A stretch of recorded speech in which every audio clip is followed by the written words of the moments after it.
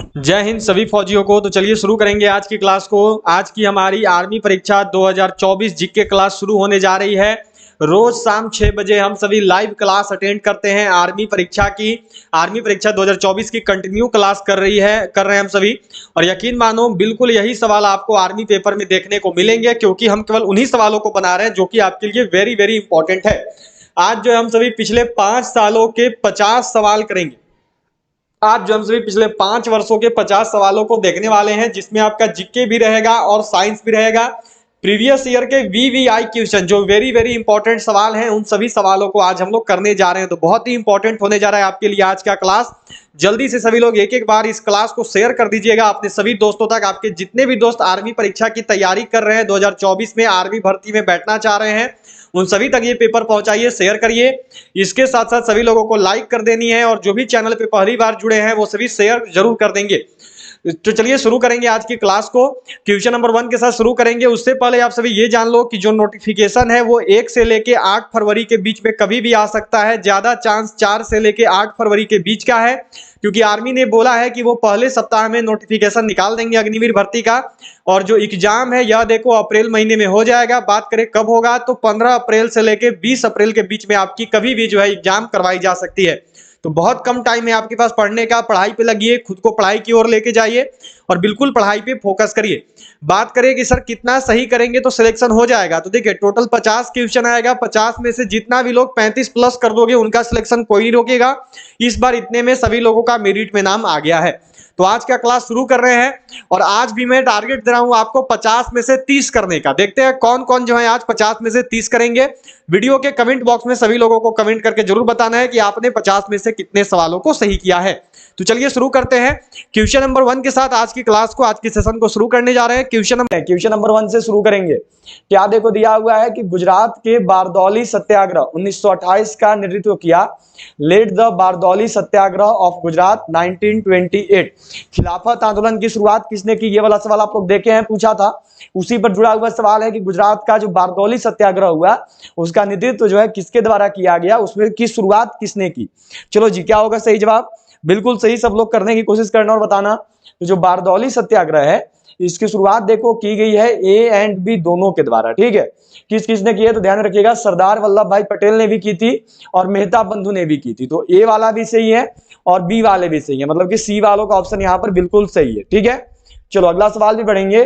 अगला सवाल है कि भाप से अधिक हाथ अधिक जलता है, अपेक्षाकृत उबलते जल से, क्योंकि steam burns more hands than boiling water because. भाप में गुप्त उष्मा होती है, भाप शरीर के भीतर घुस जाती है, या फिर आपका नेक्स्ट में देखो भाप में अधिक मारक क्षमता होती है। अगला देखो दिया हुआ है कि भाप हल्की होती है। क्या होगा सही जवाब? किस कारण से जो है देखो आपका भाप में जो है हाथ अधिक जलता है जबकि उबलता हुआ जल में हाथ कम जलता है? इसका कारण क्या है? तो इसका देखो जो कारण है यह होता है आपका कि भाप में जो है गुप्त उष्मा होती है। जो भाप है इसमें देखो गुप्त उष्मा का मान जो है पाया जाता है। ठीक है, यही जो है इसका देखो प्रमुख कारण है। ए वालों का जवाब यहाँ पर बिल्कुल सही होगा, बहुत बढ़िया, ए इसका सही जवाब है। चलो अगला सवाल देखेंगे। अगला सवाल देखो आपको दिया हुआ है, नेक्स्ट क्वेश्चन है कि नीली ज्वाला के साथ जलने वाली गैस है। The gas that's Burns with blue flame is hydrogen, nitrogen, carbon monoxide या फिर कार्बन डाइऑक्साइड? क्या होगा सही जवाब? कौन सी ऐसी जो गैस है या फिर कौन सी ऐसी गैस है जो कि देखो नीली ज्वाला के साथ जलती है? इस सवाल का सही जवाब क्या होगा? बिल्कुल सही, सब लोग को करना और बताते चलना है। जल्दी से सबको जो है क्लास को, सेशन को शेयर कर देना अपने हर एक दोस्त तक। आपके जितने भी दोस्त अग्निवीर आर्मी परीक्षा का तैयारी कर रहे हैं सभी तक पहुंचा दीजिए। सभी लोग जो है अपना हर एक ग्रुप में, अपने हर एक टेलीग्राम ग्रुप में जो है इस क्लास को, इस सेशन को शेयर करेंगे अपने हर एक आर्मी के ग्रुप में। तो नीली ज्वाला के साथ जलने वाली गैस कौन सी है? तो वह गैस जो कि नीली ज्वाला के साथ जलती है वह गैस है देखो आपका कार्बन डाइऑक्साइड, कार्बन मोनोऑक्साइड। जो सही जवाब है यह देखो होगा आपका यहाँ पर ऑप्शन सी।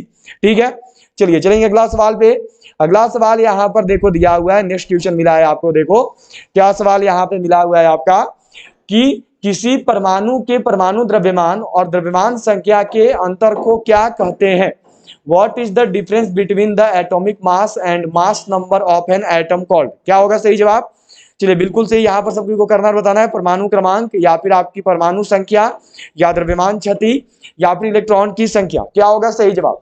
चलिए बिल्कुल सही, सब लोग यहाँ पर जवाब देंगे। संख्या के अंतर को जो है देखो द्रव्यमान क्षति बोला जाता है, सी वालों का जवाब यहाँ पर सही होगा। इसको जो है देखो द्रव्यमान क्षति के नाम से जानते हैं। चलिए अगला सवाल देखेंगे। अगला सवाल देखो मिला हुआ है कि भारत में विशालतम लैगून निम्न में से कौन सा है? Which of the following is the largest lagoon in India? Vembanad, Chilka, Pulicat या फिर कोलेरू? क्या होगा सही जवाब? लैगून कौन सा है? तो वो लैगून है देखो आपका चिल्का झील। ठीक है, बी वालों का जवाब यहाँ पर बिल्कुल सही है। बहुत देखो क्या दिया हुआ है नेक्स्ट में कि कन्याकुमारी का रॉक मेमोरियल निम्न में से किसके लिए समर्पित है? क्या होगा सही जवाब? The rock memorial of Kanyakumari is dedicated to which of the following? Chaitanya Mahaprabhu को, राजा राम मोहन रॉय को, स्वामी विवेकानंद को, अगला हमें डी में दिया हुआ है देखो स्वामी दयानंद सरस्वती जी को। जो कन्याकुमारी का रॉक मेमोरियल है ये किसको समर्पित किया गया है? तो यह जो है देखो आपका समर्पित किया गया है यहाँ पर। क्या होगा सही जवाब? तो यह देखो आपकी समर्पित की गई है स्वामी विवेकानंद जी को। ठीक है, सी वालों का जवाब बिल्कुल सही है, बहुत बढ़िया। सी वालों का आंसर बिल्कुल सही है, बहुत अच्छे, बहुत बढ़िया। कि किस राज्य में राष्ट्रीय उद्यान वैली ऑफ फ्लावर्स स्थित है? In which state is national park valley of flowers located? क्या होगा सही जवाब? चलो बिल्कुल सही सब लोग को करनी है। उत्तराखंड या जम्मू कश्मीर, अगला में देखो हिमाचल प्रदेश या फिर केरल? क्या होगा सही जवाब? वह कौन सा राज्य है जहां पर देखो आपका राष्ट्रीय उद्यान वैली ऑफ फ्लावर्स स्थित है? तो वह राज्य जो वहां पे राष्ट्रीय उद्यान वैली ऑफ फ्लावर्स है यह देखो उत्तराखंड में है। ठीक है, जो वैली ऑफ फ्लावर्स फूलों की घाटी है यह देखो आपकी उत्तराखंड में स्थित है। चलिए अगला सवाल पे चलेंगे। नेक्स्ट क्वेश्चन देखो यहाँ पर दिया हुआ है कि फ्लैश बल्बों में किसके वायुमंडल में मैग्नीशियम का तार रखा जाता है? In whose atmosphere the magnesium coil is kept in flash bulbs? क्या होगा सही जवाब? किसके वायुमंडल में जो है देखो आपका फ्लैश बल्बों को रखते हैं? हाइड्रोजन के, ऑक्सीजन के, अगला देखो यहाँ पर दिया हुआ है ओजोन का, अगला है देखो नाइट्रोजन का। जो फ्लैश बल्ब है इसको किसके वायुमंडल में रखा जाता है आपका? मैग्नीशियम के तार को। क्या होगा सही जवाब? जल्दी सब कोई जवाब देंगे और बताएंगे यहाँ पर सही आंसर क्या है। तो यह देखो रखा जाता है आपका नाइट्रोजन के एटमॉस्फेयर में, यह जो है देखो रखा जाता है नाइट्रोजन के वायुमंडल में। ठीक है, डी वालों का जवाब बिल्कुल सही है, बहुत अच्छा। डी वालों का आंसर जो है सही आया है, बहुत बढ़िया। चलो चलेंगे अगले सवाल पे। अगला सवाल देखो क्या मिला है आपको यहाँ पे कि किसके कारण आकाश नीला दिखलाई पड़ता है? Due to which the sky appears blue? क्या होगा सही जवाब? किसके कारण आकाश नीला दिखाई देता है? अपवर्तन के कारण, परावर्तन के कारण, प्रकीर्णन के कारण या फिर विक्षेपण के कारण? क्या कारण है जिस वजह से देखो जो आकाश है ये नीला दिखाई देता है? जो आकाश से इसका नीला दिखाई देने का कारण क्या है? इस सवाल का सही जवाब क्या होगा? जल्दी सब कोई अपना अपना जवाब देना। आकाश नीला किस वजह से दिखता है? तो जो आकाश है यह देखो नीला दिखता है आपकी स्कैटरिंग की वजह से, यह देखो नीला दिखता है प्रकीर्णन की वजह से। ठीक है, सी वालों का यहाँ पे सही होगा। अगला सवाल देखो क्या दिया हुआ है कि ठोस से द्रव में पदार्थ के अवस्था परिवर्तन को कहते हैं? The change of state of matter from solid to liquid is called? गलन, वाष्पन, क्वथन? डी में दिया हुआ है देखो नन ऑफ दीज। क्या होगा सही जवाब? इसमें आपसे सवाल पूछा गया था देखो, इसी में जस्ट उल्टा अभी आपसे 16 अक्टूबर को सवाल किया गया था, जस्ट उल्टा सवाल था कि द्रव से ठोस में अवस्था परिवर्तन को क्या कहते हैं। ये आपसे सवाल पूछा गया था कि द्रव से जो ठोस बनता है उसको क्या बोलते हैं। तो द्रव से ठोस को जो है देखो क्या बोला जाता है? तो द्रव से ठोस बनेगा तो उसको याद रखिएगा फ्रीजिंग बोलते हैं। ठीक है, उसको जमना बोलते हैं, उसको जो है फ्रीजिंग बोला जाता है। ठीक है, चलो क्या दिया हुआ है कि ठोस से द्रव में पदार्थ की अवस्था परिवर्तन को क्या कहते हैं? तो जब ठोस से द्रव बनेगा तो उसको देखो मेल्टिंग बोलते हैं, उसको जो है गलन बोलते हैं। ठीक है, ए वालों का जवाब यहाँ पर सही होगा, बहुत बढ़िया। ए वालों का जवाब जो है बिल्कुल सही है, बहुत अच्छा। चलो अगला सवाल पे चलेंगे। यह देखो दिया हुआ है आपको यहाँ पर क्या क्वेश्चन है आपका मिला हुआ है देखो कि निम्न में से कौन सा विटामिन पानी में घुलनशील है? Which of the following vitamin is water soluble? Vitamin A, vitamin B, vitamin D या फिर विटामिन ई? क्या होगा सही जवाब? निम्न में से वह कौन सा विटामिन है जो कि देखो यहाँ पे आपका जो है जुड़ा हुआ है? चलो क्या होगा सही जवाब? वह कौन सा विटामिन है जो कि पानी में घुलनशील है? सही जवाब क्या है? सबको जानते हो, जल्दी सबको जवाब देना। तो विटामिन पानी में घुलनशील वह कौन सा है? तो वह है देखो आपकी विटामिन बी। ठीक है, इसके साथ साथ याद रखिएगा विटामिन सी भी होता है। ठीक है, तो अगर विटामिन सी भी ऑप्शन में देगा तो ये भी सही है, बी एंड सी दोनों होता है, ध्यान में रखना है सबको। चलो चलते हैं अगला सवाल पे। अगला सवाल देखो क्या मिला हुआ है कि कीड़ों के अध्ययन को क्या कहते हैं? The study of insects called? Same सवाल देखो पूछा गया था, बस उसमें आपको दिया गया था कि रेशम कीट का पालन क्या कहलाता है। ये सवाल आया हुआ है, ठीक है। रेशम कीट का पालन क्या कहलाता है, ये सेम सवाल देखो अभी पूछा गया था आपका 16 अक्टूबर को पेपर में। तो इसका मतलब पालन वाला एक सवाल जरूर आएगा, कीड़ों के अध्ययन वाला, अध्ययन से जुड़ा हुआ। कीड़ों का अध्ययन क्या कहलाता है, कीड़ों के अध्ययन को क्या बोलते हैं? तो कीड़ों का जो अध्ययन है इसको देखो एंटोमोलॉजी के नाम से जाना जाता है। बी वालों का जवाब यहाँ पर बिल्कुल सही है, बहुत अच्छा। क्या होता है? तो एंटोमोलॉजी होता है, ठीक है। बी वालों का जवाब बिल्कुल सही है, बहुत अच्छे, बी होगा, एंटोमोलॉजी होगा। चलो अगला सवाल देखेंगे। अगला सवाल देखो आपको दिया हुआ है यहाँ पर कि पीन घाटी राष्ट्रीय उद्यान में स्थित है। Pin valley national park is located in, Andhra Pradesh में है, अरुणाचल प्रदेश में है, हिमाचल प्रदेश में है या फिर मध्य प्रदेश में है। जो पीन घाटी राष्ट्रीय उद्यान है यह कहाँ पर है? जो पीन वैली नेशनल पार्क है ये कहाँ पर है? अभी आपका राष्ट्रीय उद्यान से जुड़ा हुआ आप सब लोग सवाल देखे थे कि पूछा गया है, राष्ट्रीय उद्यान से जुड़ा हुआ सवाल पूछा गया था कि गैंडा जो है या काजीरंगा से कौन सा संबंधित है, तो गैंडा होता है, ये मैंने आप सबको पढ़ाया था। तो राष्ट्रीय उद्यान से सवाल आ सकता है इस बार भी। पीन घाटी राष्ट्रीय उद्यान कहाँ स्थित है? तो जो पीन घाटी राष्ट्रीय उद्यान है यह देखो आपकी मध्य प्रदेश में है। क्या होगा सही जवाब? पीन घाटी राष्ट्रीय उद्यान कहाँ पर है? तो पीन घाटी राष्ट्रीय उद्यान जो है यह देखो आपकी हिमाचल प्रदेश, सॉरी मध्य प्रदेश नहीं, हिमाचल प्रदेश होगा, ठीक है। कहाँ पर है? तो यह देखो आपकी हिमाचल प्रदेश में है। सी वालों का जवाब बिल्कुल सही है, ठीक है, हिमाचल प्रदेश में, ध्यान में रखिएगा, सी वालों का जवाब जो है सही होगा। चलो अगला सवाल पे बढ़ेंगे। अगला सवाल देखो क्या दिया हुआ है आपको यहाँ पर कि गुलामगिरी का लेखक कौन था? Who was the author of गुलामगिरी? देखो पुस्तक एवं लेखक वाला सब लोग पढ़ के जाना, ठीक है, पुस्तक एवं लेखक वाला टॉपिक सबको पढ़ के जाना है, क्योंकि आईने अकबरी का लेखक पूछा गया था और मैंने आप सबको बहुत बार पढ़ाया था कि आईने अकबरी का लेखक कौन है, ये मैंने आप सबको पढ़ा दिया था।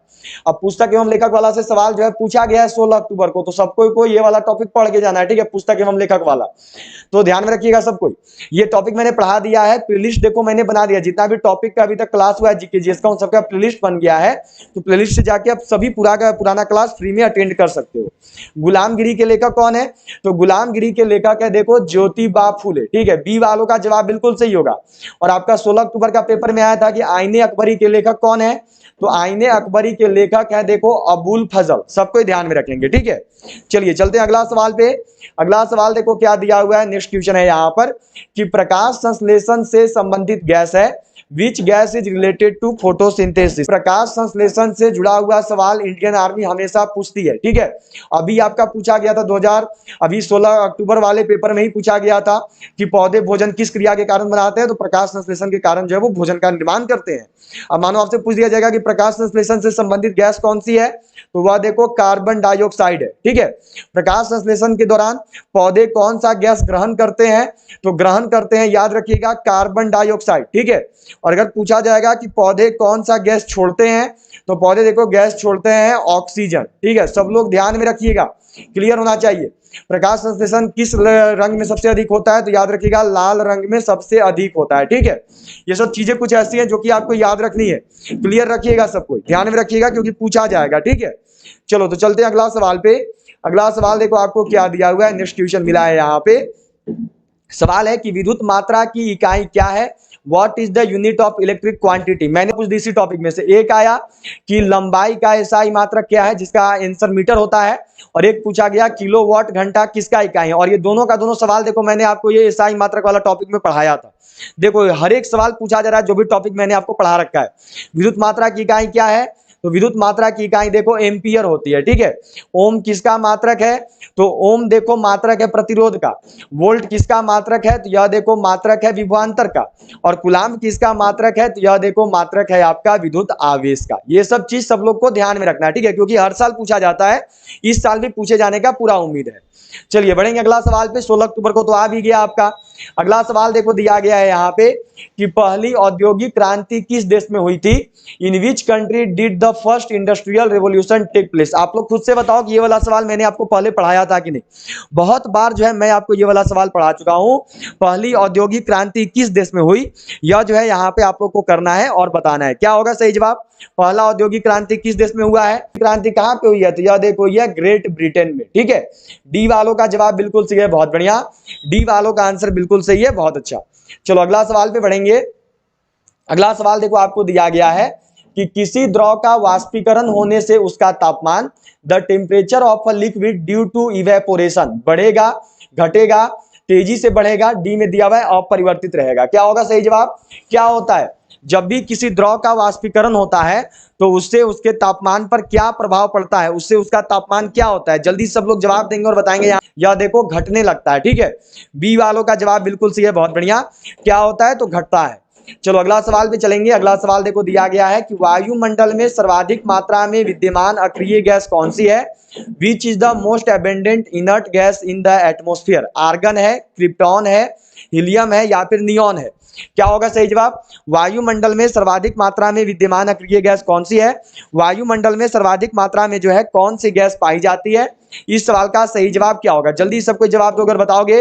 वायुमंडल में सर्वाधिक मात्रा में कौन सी गैस होती है? तो जो वायुमंडल है इसमें देखो आपका सर्वाधिक मात्रा में कौन सा गैस पाया जाता है? तो यह देखो आर्गन पाया जाता है, ठीक है। अक्रिय गैस बोलेगा तो सबसे अधिक कौन सा अक्रिय गैस है? तो यह आर्गन गैस है। ये वालों का जवाब बिल्कुल सही है, बहुत अच्छा। आर्गन गैस जो है देखो पाया जाता है।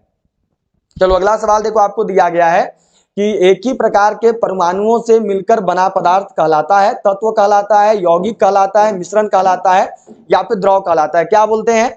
एक ही प्रकार के परमाणुओं से मिलकर बना पदार्थ क्या कहलाता है? एक ही प्रकार के परमाणुओं से मिलकर बने पदार्थ को क्या बोलते हैं? क्या होगा सही जवाब? जल्दी सबको जवाब देंगे और अपना अपना यहाँ पर बताएंगे। जिन्होंने देखो अभी तक भी क्लास को सेशन को लाइक नहीं किया, जल्दी सबको लाइक कर देंगे। सभी लोग जल्दी से शेयर कर दीजिए अपना हर एक आर्मी का ग्रुप में, जितने भी आर्मी के ग्रुप से जुड़े हुए हो अपने हर एक आर्मी के ग्रुप में शेयर कर दो। और सभी लोग जो है चैनल को सब्सक्राइब करके बेल आइकन को ऑल पर जरूर सेट रखेंगे। तो एक ही प्रकार के परमाणुओं से मिलकर बने पदार्थ को जो है देखो तत्व बोलते हैं, ठीक है। ये वालों का जवाब बिल्कुल सही है, उसको तत्व बोला जाता है, एलिमेंट बोलते हैं। चलिए अगला सवाल देखेंगे। अगला सवाल देखो आपको दिया गया है कि कोयला उत्पादक देशों में भारत का स्थान है। India's rank among coal production countries, दूसरा, तीसरा, चौथा, पांचवा। मैंने सबको ये वाला सवाल पढ़ाया है, मैंने सबको कराया हुआ है। और ऐसा ही सवाल देखो अभी 16 अक्टूबर को पूछा भी गया। 16 अक्टूबर को पूछा गया कि विश्व में सबसे अधिक कोयला कहाँ होता है, और मैंने आप सबको बहुत बार पढ़ाया है। अभी 16 अक्टूबर को पूछा गया था कि विश्व में सबसे अधिक कोयला कहाँ पे होता है? तो विश्व में सबसे अधिक कोयला जो है यह देखो चीन में होता है, ठीक है। सबसे अधिक कोयला कहाँ पे होता है? तो चाइना में होता है। अब आप लोगों को करना और बताना है कि कोयला उत्पादक देशों में भारत का कौन सा स्थान है। तो ये सवाल जो है आपके लिए आज का होमवर्क रहेगा, ठीक है। इसका जो जवाब है सभी लोग देंगे और बताएंगे कमेंट बॉक्स में कि इस सवाल का सही जवाब क्या है, ठीक है। ये आपके लिए आज का होमवर्क है। इसका जवाब जो है सभी लोग को कमेंट बॉक्स में बताना है। अभी मत बताओ, मैं देख रहा हूं सबका जवाब आ रहा है, पर अभी मत दीजिए, कमेंट बॉक्स में बताइएगा, क्लास खत्म होने के बाद बताइएगा, ठीक है। चलिए अगला सवाल देखिए आपको मिला है कि भारत में प्रथम रेलवे लाइन कब बिछाई गई थी? ये भी सवाल पूछा गया 16 अक्टूबर को। 16 अक्टूबर को जो है देखो ये सवाल पूछा गया एआरओ के एग्जाम में। भारत में प्रथम रेलवे लाइन कब बिछाई गई थी? When was the first railway line laid in India? 1835 में, 1851 में, 1853 में, 1854 में? आप लोग खुद से बताओ, मैंने ये वाला सवाल आप लोग को पढ़ाया है कि नहीं? बहुत बार मैंने आपको यहाँ पर किया हुआ है। चलिए बिल्कुल सी सब लोग को यहाँ पे बतानी है, भारत में प्रथम रेलवे लाइन कब बिछाई गई थी? तो भारत में जो प्रथम रेलवे लाइन है यह देखो बिछाया गया है 1854 में। कौन था उसमें गवर्नर जनरल? तो गवर्नर जनरल सबको याद रखना वो था देखो लॉर्ड डलहौजी, ठीक है। और 1854 में एक और अच्छा काम हुआ था। क्या हुआ था? तो इसी ने जो है देखो आपकी डाक व्यवस्था की व्यवस्था की गई थी। डाक व्यवस्था की शुरुआत की थी पोस्टल सिस्टम की। कौन सा गवर्नर जनरल? तो लॉर्ड डलहौजी। ध्यान में रखोगे सबको, ठीक है। चलो चलते हैं अगला सवाल पे। अगला सवाल देखो यहाँ पे क्या है।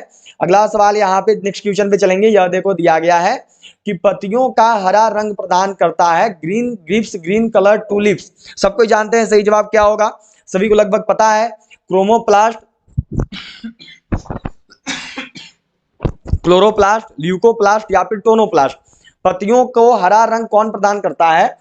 पत्तियों को जो हरा रंग है ये किसकी वजह से मिलता है? क्या होगा सही जवाब? तो सबको ही जानते हो लगभग। पत्तियों को जो हरा रंग है यह देखो मिलता है क्लोरोप्लास्ट के कारण। जो सही जवाब है यह देखो होता है ऑप्शन बी। बहुत बढ़िया, बी वालों का आंसर बिल्कुल सही है, बहुत अच्छा। चलो अगला सवाल पे चलेंगे। नेक्स्ट क्वेश्चन देखो दिया गया है कि उपराष्ट्रपति पद के निर्वाचन हेतु उम्मीदवार की अधिकतम आयु होती है। देखो मैंने आप सबको बोला है कि हमेशा हमेशा मैंने बताया है कि राज्यपाल, इसके साथ साथ राष्ट्रपति, इसके साथ साथ आपको उपराष्ट्रपति, इन सब का न्यूनतम आयु, अधिकतम आयु, फिर कार्यकाल, ये सब पढ़ के जाना है, ठीक है। न्यूनतम आयु कितना है? राज्यपाल का न्यूनतम आयु जो है देखो पूछा कि लिख के, बल्कि गवर्नर लिख दिया था, तो गवर्नर का मतलब तो राज्यपाल होता है भारत देश में। चलिए, उपराष्ट्रपति पद के निर्वाचन हेतु अधिकतम आयु कोई सीमा नहीं है, ध्यान में रखेंगे। और ये कोई सीमा प्रधानमंत्री में भी लागू होता है, प्रधानमंत्री के लिए भी कोई सीमा नहीं है। इसके साथ साथ आपका जो है देखो राष्ट्रपति बनने के लिए भी कोई सीमा नहीं है, ठीक है। अब बोलेगा कि राज्यपाल, राष्ट्रपति, उपराष्ट्रपति, इसके साथ साथ मानो आपसे पूछ दिया गया उपराज्यपाल, ये चारों का चारों बनने का न्यूनतम आयु कितना है? तो न्यूनतम आयु याद रखना है, यह देखो 35 वर्ष है, ठीक है। सबको ध्यान में रखोगे। अभी देखो सेम सवाल पूछा गया था, यही आया था कि गवर्नर, राज्यपाल बनने का न्यूनतम आयु कितना? 35 वर्ष होता। देख सकते हो न्यूनतम आयु हमेशा आता है, ठीक है। सबको ध्यान में रखेंगे, न्यूनतम आयु जो है हमेशा देखो आती है, सब लोग को ध्यान में रखनी है, न्यूनतम आयु हमेशा पूछा जाता है, ठीक है। चलिए चलेंगे अगला सवाल पे। अगला सवाल देखो क्या दिया हुआ है कि मानव अस्थि का मुख्य तत्व है, क्या होता है? What is the main element of human bone? Calcium, phosphorus, iron या फिर जिंक? क्या होगा सही जवाब? मानव अस्थि का मुख्य तत्व क्या है? ये पूछा हुआ सवाल है, देखो पेपर करवाऊंगा तब देखना। मानव अस्थि का मुख्य तत्व देखो फास्फोरस होता है, ध्यान में रखिएगा। अब कुछ लोग बोलते हैं कि कैल्शियम क्यों नहीं होगा, तो कैल्शियम केवल देखो निर्माण और मजबूती में मदद करता है, पर मुख्य रूप से उसमें फास्फोरस पाया जाता है, सब लोग को ध्यान में रखना है, ठीक है। चलो चलेंगे अगला सवाल पे। अगला सवाल देखो क्या दिया हुआ है कि फूड प्रोसेसिंग हेतु प्रयुक्त होता है, यूज्ड फॉर फूड प्रोसेसिंग। ये भी सवाल देखो आपका एआरओ लैंसडाउन का पेपर में ही पूछा गया है, सोडियम नाइट्रेट या फिर बेंजोइक अम्ल। फूड प्रोसेसिंग हेतु जो है देखो कौन से अम्ल का प्रयोग होता है? फूड प्रोसेसिंग हेतु जो है देखो किस अम्ल का प्रयोग किया जाता है? इस सवाल का सही जवाब क्या होगा? तो फूड का प्रोसेसिंग करने के लिए जो है कौन से अम्ल का प्रयोग करते हैं? तो वो अम्ल है देखो आपका बेंजोइक अम्ल। सबको ध्यान में रखेंगे, डी वालों का जवाब जो है यहाँ पे सही होगा। बेंजोइक अम्ल का देखो प्रयोग किया जाता है फूड का प्रोसेसिंग करने के लिए, ठीक है। चलिए अगला सवाल है यहाँ पर कि निम्न में से कौन नदी बंगाल का शोक कहलाती है? Which of the following river is called the mourning of Bengal? Son, Gandak, Hooghly. अगला देखो दिया हुआ है दामोदर। कहलाती है बंगाल का शोक जो है कौन से नदी को कहते हैं? तो बंगाल का शोक देखो दामोदर नदी कहलाती है, ये तो सबको जानते हैं लगभग। डी वालों का जवाब बिल्कुल सही है, बहुत बढ़िया, सभी को पता है, ऑप्शन डी जो है सही जवाब होगा।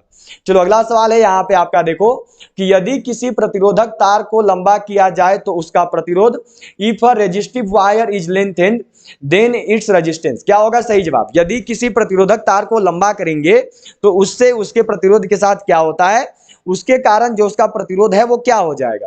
तो जब भी किसी देखो प्रतिरोधक तार को लंबा करेंगे तो उससे जो उसका प्रतिरोध है वो देखो बढ़ने लगता है, वह जो है बढ़ता है, ठीक है। ए वालों का जवाब बिल्कुल सही है, बहुत बढ़िया, ए वालों का आंसर बिल्कुल सही आया है, बहुत अच्छा। चलो चलेंगे अगला सवाल पे।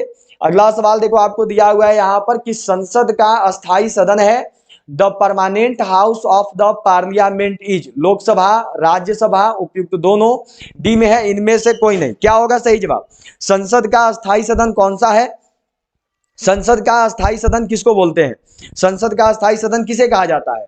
तो संसद का अस्थाई सदन देखो राज्यसभा है, ठीक है। और राज्यसभा को याद रखिएगा अस्थाई सदन भी बोलते हैं, और राज्यसभा को जो है ध्यान रखिएगा सब कोई ऊपरी सदन के नाम से भी जाना जाता है, ठीक है, ऊपरी सदन भी बोलते हैं। राज्यसभा का मेंबर बनने के लिए न्यूनतम आयु देखो 30 वर्ष होना चाहिए, सब कोई जानते हो। फिर पूछा जाता है कि राज्यसभा का कार्यकाल कितने वर्ष का होता है? तो ये सबको पता है कितना वर्ष, तो 6 वर्ष का होता है, सबको क्लियर है। आगे याद रखना है जो लोकसभा है इसको सबको याद रखिएगा, यह देखो अस्थाई सदन है, ठीक है, जो लोकसभा है ये अस्थाई सदन होता है। फिर उसके बाद इसको जो है निचली सदन बोलते हैं, जो लोकसभा है इसको निचली सदन बोलते हैं। इसके साथ साथ इसको जनता द्वारा प्रत्यक्ष रूप से निर्वाचित सदन भी कहते हैं, ठीक है, जनता द्वारा प्रत्यक्ष रूप से निर्वाचित सदन भी इसको कहा जाता है, ध्यान में रखेंगे। इसका न्यूनतम आयु है देखो 25 वर्ष, ठीक है, और इसका कार्यकाल होता है देखो 5 साल का, सबको ध्यान में रखिएगा, ठीक है, सभी को क्लियर रखना है। चलो अगला सवाल यहाँ पर देखो दिया हुआ है, नेक्स्ट क्वेश्चन आपको देखो मिला है कि BARC क्या है?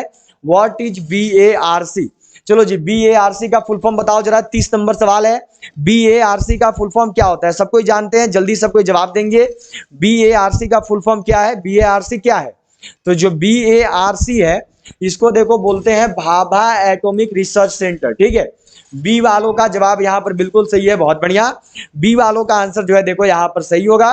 जितना भी लोग देखो भाभा एटॉमिक रिसर्च सेंटर किए हो उनका आंसर बिल्कुल सही है। बी वालों का जवाब बिल्कुल सही आया है, बहुत अच्छा, ठीक है, ओके। चलो बढ़ेंगे अगला सवाल पे।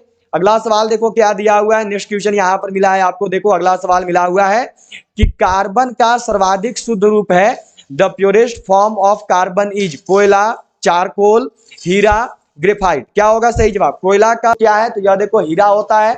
सी वालों का जवाब बिल्कुल सही है, बहुत बढ़िया, सी वालों का। अगला सवाल है कि इनमें से कौन सी धातु का उपयोग विद्युत तार बनाने के लिए किया जाता है? Which of this metal is used for making electric wire? चांदी, तांबा, लेड या फिर मैग्नीशियम। इनमें से कौन सा धातु है जिसका उपयोग देखो विद्युत तार बनाने के लिए करते हैं? विद्युत तार बनाने के लिए जो है किस धातु का प्रयोग किया जाता है? सबको जानते हैं लगभग जवाब, और बिल्कुल सही जवाब दीजिएगा, ठीक है। कौन सी धातु है जिसका उपयोग देखो विद्युत तार बनाने के लिए किया जाता है? क्या होगा सही जवाब? तो विद्युत तार बनाने के लिए जो है देखो तांबा धातु का प्रयोग करते हैं, ठीक है। सबको ध्यान में रखेंगे, विद्युत तार बनाने के लिए तांबा धातु का प्रयोग किया जाता है। इसके साथ साथ अगर आपसे पूछेंगे कि वायरिंग करने में किसका प्रयोग करते हैं, पूछा हुआ सवाल है, तांबा का प्रयोग करते हैं। चांदी जो है याद रखिएगा सबसे अधिक जो है यहाँ पर सुचालक धातु है आपका विद्युत का, ठीक है, ध्यान में रखेंगे, पूछा जाता है विद्युत का सबसे अच्छा सुचालक क्या है? चांदी है, ठीक है, ध्यान में रखनी है सबको। चलिए अगला सवाल पे चलते हैं।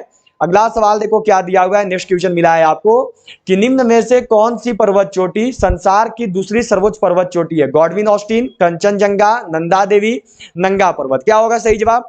निम्न में से वह कौन सी पर्वत चोटी है जो कि देखो आपकी संसार की दूसरी सर्वोच्च पर्वत चोटी है? इस सवाल का सही जवाब क्या होगा? दूसरी सर्वोच्च पर्वत चोटी कौन सी है तो यह देखो गॉडविन ऑस्टिन है, ठीक है, ये वालों का जवाब बिल्कुल सही है। कंचनजंगा याद रखिएगा भारत की सबसे ऊंची चोटी है, ठीक है, पूछा जाएगा कि भारत की सबसे ऊंची चोटी कौन है तो वो कंचनजंगा है। सबकी का ध्यान में है ही, लगभग सबको पता ही है। चलो अगला सवाल देखो क्या दिया है यहाँ पर। नेक्स्ट सवाल है कि भारत के प्रधानमंत्री पद के लिए उम्मीदवार की कम से कम कितनी उम्र होनी चाहिए? इस सवाल का सही जवाब क्या होगा? ठीक है, चलो बिल्कुल सही, यहाँ पर सब कोई को आनी चाहिए और करेंगे। किस सवाल का सही जवाब क्या होगा? ठीक है, चलो जल्दी सबको जवाब देना। भारत के प्रधानमंत्री पद के लिए उम्मीदवार की कम से कम आयु कितना होना चाहिए? तो भारत के प्रधानमंत्री के लिए उम्मीदवार की कम से कम आयु सबको ही जानते हैं, यह देखो 25 वर्ष होना चाहिए, ठीक है, ये वालों का जवाब बिल्कुल सही है, बहुत बढ़िया। कितना होना चाहिए तो ये 25 वर्ष होना चाहिए। चलो अगला सवाल देखो आपको दिया गया है यहाँ पे, क्या क्वेश्चन है देखो कि धर्म सभा 1829 और 30 के संस्थापक कौन थे? के संस्थापक कौन है? तो धर्म सभा के जो संस्थापक हैं यह देखो रमाकांत देव होते हैं, ठीक है, ये वालों का जवाब सही है। अगर रमाकांत की जगह राधाकांत भी लिखा हुआ रहेगा तब पर भी सही होगा, ठीक है। अगला सवाल यहाँ पर देखो है आपका, ट्यूशन है कि एड्स होता है, एड्स इज कॉज्ड जीवाणु से, अगला देखो फफूंद से, कृमि से या फिर विषाणु से। एड्स किसके कारण होता है? जो एड्स है यह देखो किस वजह से होता है? इस सवाल का सही जवाब क्या होगा? बिल्कुल सही, सब लोग अपना अपना जवाब देना और बताना यहाँ पे। तो यह देखो होता है विषाणु से, यह देखो होता है वायरस से, ठीक है, डी वालों का जवाब बिल्कुल सही है, बहुत बढ़िया।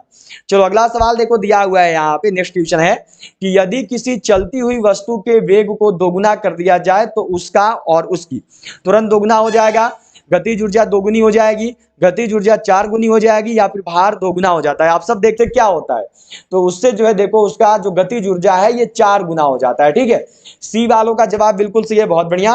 क्या होता है? 4 गुना होता है, सभी का जवाब बिल्कुल सही आया है, बहुत अच्छा। चलो जी अगला सवाल यहाँ पे देखो आपको दिया गया है कि अग्निशमन में कौन सी गैस प्रयुक्त होती है? Which gas is used in fire fighting? Helium, carbon dioxide, carbon monoxide या फिर डी में दिया हुआ है O2 ऑक्सीजन। अग्निशमन में जो है देखो कौन से गैस का प्रयोग किया जाता है? जो अग्निशमन होता है जब आग लगता है तो उसमें जो है किस गैस का प्रयोग करते हैं? तो जो अग्निशमन है, जो फायर फाइटिंग है, उसमें देखो प्रयोग किया जाता है आपका किसका? तो प्रयोग करते हैं देखो कार्बन डाइऑक्साइड का, ठीक है, बी वालों का जवाब यहाँ पर बिल्कुल सही है, बहुत बढ़िया। किसका प्रयोग किया जाता है? तो कार्बन डाइऑक्साइड का जो है देखो प्रयोग किया जाता है। चलिए नेक्स्ट क्वेश्चन देखेंगे। अगला सवाल देखो आपको मिला है यहाँ पर, यह सवाल दिया गया है कि ऊर्जा की एसआई इकाई है, what is the SI unit of energy? Joule, Newton, hertz या फिर पास्कल। क्या होता है? ऊर्जा का एसआई मात्रक क्या है? ऊर्जा का एसआई यूनिट, ऊर्जा का एसआई इकाई क्या होता है? इस सवाल का सही जवाब क्या होगा? जितने भी लोगों ने अभी तक भी क्लास को सेशन को लाइक नहीं किया है जल्दी सबको लाइक कर दो, सब लोग जल्दी से जो है लाइक बटन प्रेस करेंगे, जल्दी सभी शेयर कर दीजिए। आप जितने भी आर्मी के ग्रुप से जुड़े हुए हैं टेलीग्राम पे, व्हाट्सएप पे, सभी में इस क्लास को फैला दीजिए और सभी लोग जो है चैनल को सब्सक्राइब करके बेल आइकन को ऑल पर जरूर सेट कर लेंगे। ऊर्जा का एसआई मात्रक क्या होता है? तो ऊर्जा का एसआई मात्रक देखो जूल होता है, ठीक है। एक सवाल पूछा गया था किलोवाट घंटा, ये किसका इकाई है, ठीक है, ध्यान में रखना है सबको। चलिए जी, अब आज का अंतिम सवाल है, आज का लास्ट सवाल है आपका, यहाँ पर आखिरी सवाल है कि निम्न में से अशोक का उत्तराधिकारी कौन था? Who among the following was the successor of Ashoka? Kunal, Bindusara, Rahul, D में है इनमें से कोई नहीं। क्या होगा सही जवाब? निम्न में से जो है देखो अशोक के उत्तराधिकारी कौन हुए, अशोक का उत्तराधिकारी कौन था। सभी को जो इस क्लास का पीडीएफ है यह देखो टेलीग्राम ग्रुप में मिल जाएगा, तो सबको टेलीग्राम ग्रुप से जुड़ जाना। टेलीग्राम ग्रुप से जुड़ने का लिंक नीचे डिस्क्रिप्शन बॉक्स में है, और जो टेलीग्राम ग्रुप है वहां पर मैं जैसे ही क्लास एंड होगा उसके बाद आपको पिछला सभी क्लास का पीडीएफ जो है दे दिया जाएगा, ठीक है। अशोक का उत्तराधिकारी कौन हुआ? तो अशोक का जो उत्तराधिकारी है यह देखो कुणाल हुआ, ठीक है। इसके कौन थे अशोक? तो इसके पिता थे, सबको याद रखिएगा। अगर आपसे पूछा जाएगा कि अशोक जो है किस धर्म का पालन करता था, अशोक का संबंध किस धर्म से है, तो अशोक जो है देखो बौद्ध धर्म का पालन करता था, ठीक है। अशोक कौन सा धर्म का पालन करता था? तो बौद्ध धर्म का पालन करता था। अशोक के पिता कौन थे? अगर पूछा जाएगा कि अशोक के पिता का नाम क्या है, तो अशोक के जो पिता हैं इनका नाम है देखो बिंदुसार, ठीक है। सबको ध्यान में रखेंगे। अशोक किस वंश से संबंधित है? अगर मानो आपसे पूछ दिया जाएगा कि अशोक जो है देखो किस वंश से संबंध रखता है, तो अशोक का जो वंश है ये वंश था देखो मौर्य वंश, ठीक है। सबको ध्यान में रखेंगे। और मौर्य वंश के संस्थापक कौन है? तो मौर्य वंश के संस्थापक कौन हुए? तो ध्यान में रखनी है, यह देखो है चंद्रगुप्त मौर्य जी, ठीक है। सबको ध्यान में रखेंगे। और ये भारत में स्थापित होने वाला प्रथम वंश और सबसे पुराना वंश भी है, ठीक है, प्रथम वंश तथा सबसे पुराना वंश। इतना चीज सबको ध्यान में रखिएगा, इतना चीज जो है सबको क्लियर रखेंगे, ठीक है। क्योंकि देखो अशोक वाला सवाल आएगा जरूर, ध्यान में रखोगे सबको। अभी पूछा गया कि अशोक से कौन सा शहर संबंधित नहीं है, ऐसा करके सवाल दिया था 16 अक्टूबर को, तो पूरा कंफर्म रखो कि अशोक से जुड़ा हुआ सवाल आएगा। मौर्य साम्राज्य का सवाल हर साल आता है, ध्यान में रखेंगे, सबको क्लियर रखेंगे, ठीक है। चलो जी, तो अब जो है इस क्लास को, इस सेशन को यहीं पर एंड करते हैं।